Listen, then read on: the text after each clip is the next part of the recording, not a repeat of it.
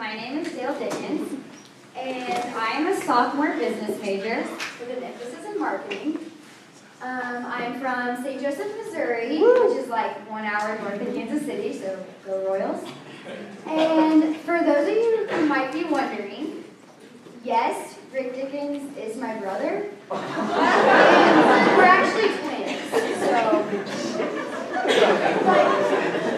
yeah, I think so. Tonight, I have the privilege of talking to you all about evangelization, and specifically what made Jesus so faithful. So that's pretty awesome. But before we really dive into what makes J-Man, which is Christian slang for Jesus, in case anyone doesn't know that or does know that, I have a little story.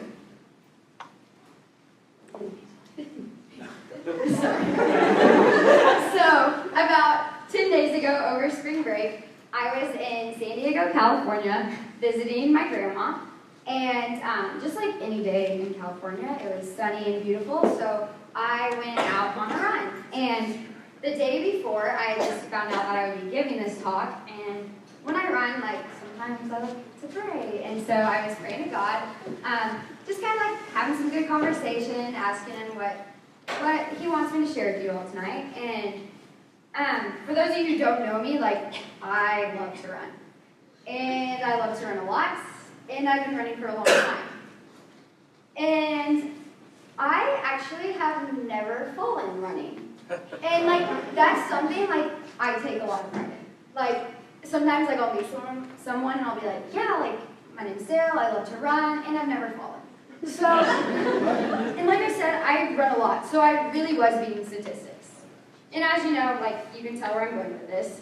But anyway, so I had, like, just crossed this busy intersection, and I just entered onto, like, this bike path, and there's, like, a sign that said, like, no running or walking on the bike path, but whatever, enjoying the weather, having great conversation with God, and next thing you know, like, my face is, like, slammed into the concrete. Like I didn't just, like, fall, like, I, like, dented the concrete. Like, it felt like I'd been, like, 3 feet in the ground, and, yeah, like, it hurt really bad. And, like, so what happened is, like, my left shoelace, the loop was, like, really long that day, and so, like, you know, so, like, I was running at, like, a pretty good pace, and, like, my stride is, like, what, like, 4 feet, and then all of a sudden it got shortened to 2 inches, so, like, I face planted. And so I was just kind of, like, laying there with my hands sprawled out, and, like, I guess in the meantime, like, some cars had stopped because they probably thought they just witnessed a death. And, so, yeah, I, like, finally kind of, like, turned over, and, like, I, like, start to notice, like, oh, great, like, there's blood in my mouth, and there's, like, gravel in my teeth. And then I, like, start to look, and, like, my nose is bleeding, and my hands are bleeding, and my elbows, and my knees.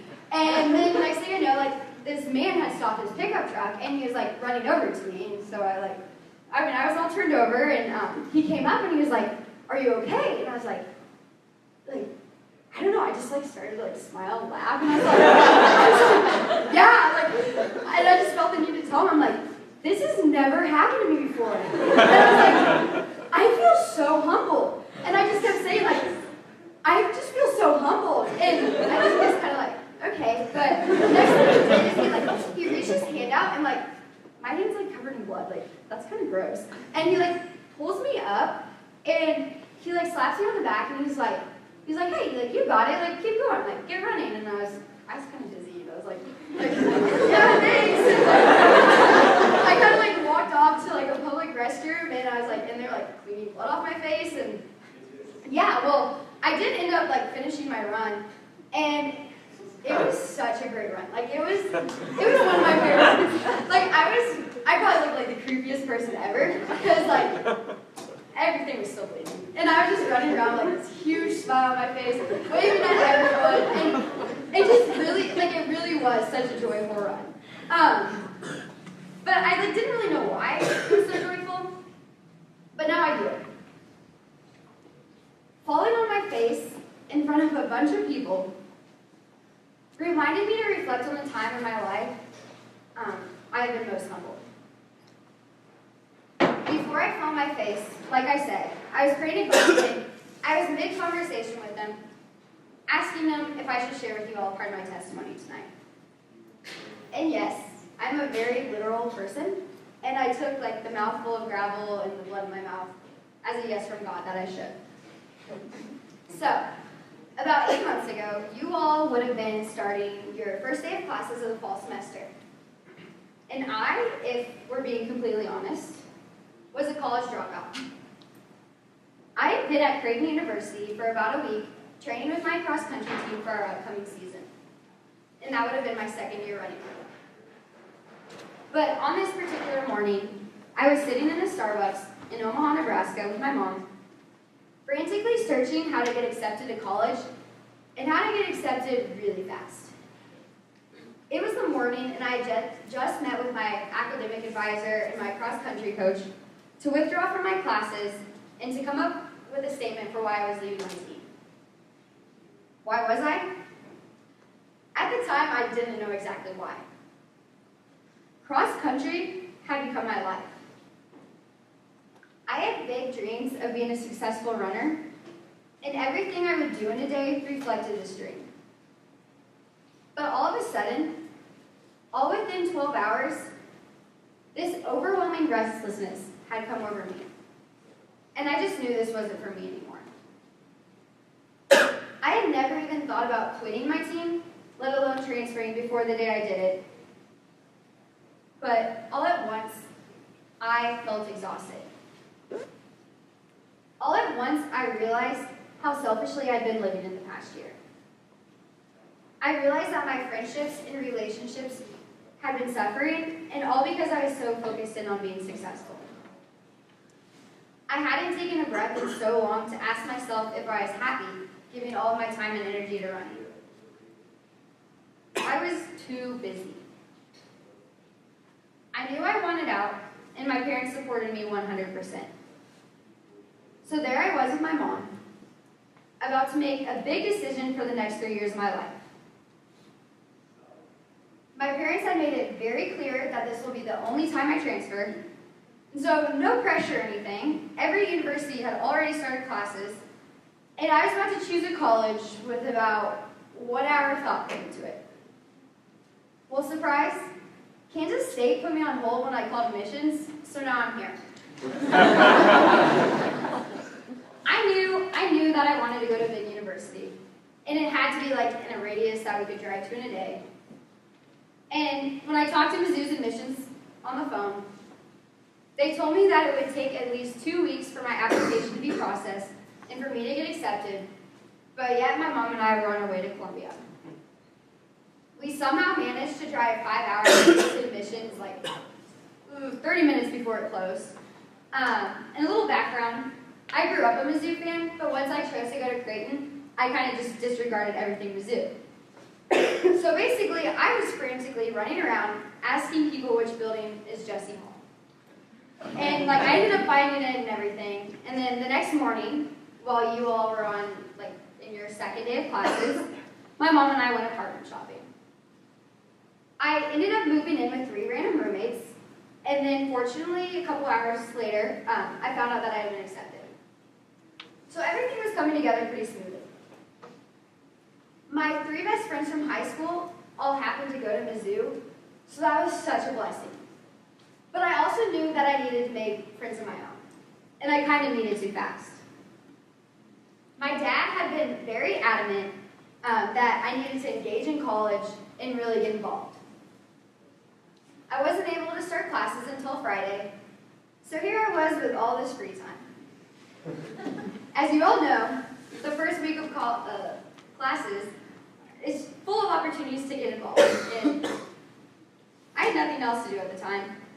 So I would walk around campus signing up for everything and doing any free activity I saw. And here's a picture of me that perfectly depicts my first week at Mizzou. Question, does anyone use the ad books? Does anyone cut those out? Well, for the first couple of weeks, I would come home every day, cut my ads out of the ad book, and then I had a big bag of free stuff that I would collect. Every day I'd come home and I'd unload my water bottles, my t-shirts, and so it was great. It was just it became a routine. But I had signed up for everything. I signed up for the rugby team, the running club, the climbing club, basically any organization that asked for your email address. I wanted trying to make friends. And I mean, I wasn't dumb. I knew where I could meet extremely accepting people. So I Mizzou mapped my way over to the Newman Center.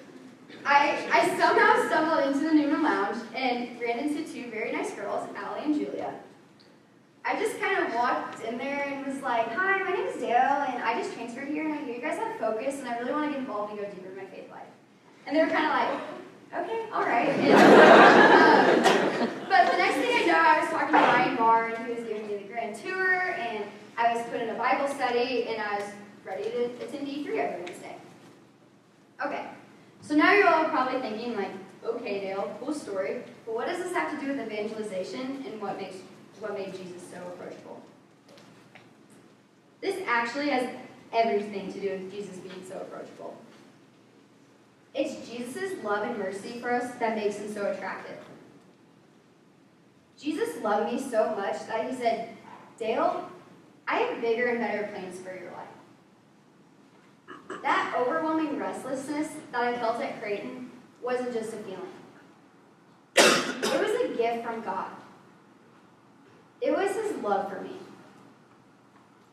I was looking for purpose in successes and achievements, and God completely blindsided me.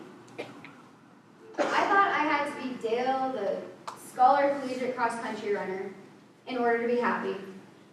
But I came to find out that just Dayle is a good enough title to receive true joy through God's love and mercy. In John chapter 3, verse 30, it says, "We must decrease so he can increase." And quitting cross-country humbled me so much. So last week, Alex gave an amazing talk on evangelization and how we are called to share the gospel. Sharing the gospel is loving people. And we have no better example of loving people than Jesus himself. Jesus loved people that society saw as unworthy of his attention. He ate with tax collectors and sinners. He forgave a woman that everyone knew to be adulterous. And we can all identify with how he died on the cross for all of our sins. It truly is Jesus' love and mercy that makes him so approachable. Jesus simply loved. I'm sure there are many people out there that want a faith community too, that want a relationship with Jesus. But maybe they just haven't found a place like Newman yet. Maybe they too feel lost and restless, but they don't know what it is they're longing for. Therefore, we have to go out and find them. Let's find them in the climbing club. Let's find them in our sororities, in our dorm rooms, and in our classes. The reality is that the church isn't overflowing with people. There isn't a line of people waiting outside wanting to come in. The reality is that stadiums and shopping malls are the ones being filled on Sundays. But the thing is, we can never overhope. We can never overhope. And hope is driven by love. And the more we love, the more we become ourselves. The more we become who God made us to be. We have to go and meet people where they are. We don't have to use extravagant words. We simply can show others love. Jesus didn't meet people and immediately start preaching to them. He first associated himself with others. He simply became their friend. The first day I came into Newman and met a few people, everything didn't just magically click. I didn't just transfer to Mizzou and suddenly life became perfect. In fact, a couple of weeks ago, I was talking to Rick, not my brother Dickens, and quote, "Yeah, Dayle, being completely honest, when I first met you, I thought you were a hot mess." And I was. But there's something different about the people here that kept me coming back. I would see it in Carrie Ann, in Caitlin Rice, or in Peter O'Keefe. There's something different about them. And maybe you all know what I'm talking about. I like to call it that sparkly Jesus look in their eyes. They radiated joy, and I wanted what they had. There was something so attractive about the people here, and I now know that it was simply Jesus in them. So, going back to when I fell on my face a week or so ago, God was there to pick me up. And he did so through a complete stranger. I was lying on the concrete, and this man driving by parked his truck, ran over to me, outstretched his arms to grab my bloody hands to help me off the ground. But he didn't stop there. He encouraged me. He gave me a slap on the back and said, "Go ahead, keep going." This stranger was Jesus to me. Our days are full of opportunities to help one another up, to offer each other words of encouragement. Every day presents an endless string of opportunities to evangelize. God is calling us to be Jesus to others in every situation. And as Mother Teresa said it best, do little acts with great love. So I would like to challenge all of you to be secretly incredible. I didn't think of this idea myself. I read it in one of my favorite books here, called Love Does by Bob Goff. And this chapter here is my favorite because I used to think I had to be publicly incredible and make my own life appear to be perfect, when really we were all just called to humility. So here it goes. Think about it. It seems like every time Jesus did an incredible thing, he would say something similar to the people. He raised a little girl from the dead. And what did he say? Tell no one. He met a guy with leprosy and healed him. And said, tell no one. He healed 2 guys who were blind and said, say nothing to anyone. We live in a world driven by self-promotion. But Jesus modeled something different for us. Secretly incredible people keep what they do one of God's best-kept secrets because the one who needs to know, the God of the universe, already knows. When Jesus left, the ones that were following him decided they needed another apostle to replace Judas, who betrayed Jesus. The apostles were deciding between 2 guys, Matthias and Justus. They chose Matthias. Do you ever wonder what happened to Justus? We never hear about him again, yet he did all the right things, knew who Jesus was, and was a faithful guy. Well, the thing is, Justus sounds a lot like just us. God's plans are full of just us kind of people. We don't know the name of the person who lowered a friend through the rope to get him in front of Jesus, but I would say he was pretty important too. God wants us to be secretly incredible. He wants to use just us kind of people to do incredibly awesome things. Now, think of your favorite person in your life. Maybe a parent, a sibling, a best friend, or a significant other comes to mind. Or maybe you're thinking of a couple people, and that's fine too. Now think about this. Every person is as valuable and important as the most important and valuable person in your life. Every person is as valuable and important as the most important and valuable person in your life. We are called to love all people. We are called to evangelize. Our encounter with a stranger could very well be the only time they see Jesus that day, or even that week. It's Jesus' unconditional love for everyone that makes him so approachable. And we are called to be his hands and feet today, as St. Teresa of Avila once beautifully put. Christ has no body now but yours. No hands, no feet on earth but yours. Yours are the eyes through which he looks compassion on this world. Yours are the feet with which he walks to do good. Yours are the hands through which he blesses all the world. Yours are the hands, yours are the feet, yours are the eyes. You are his body. Christ has no body now on earth but yours.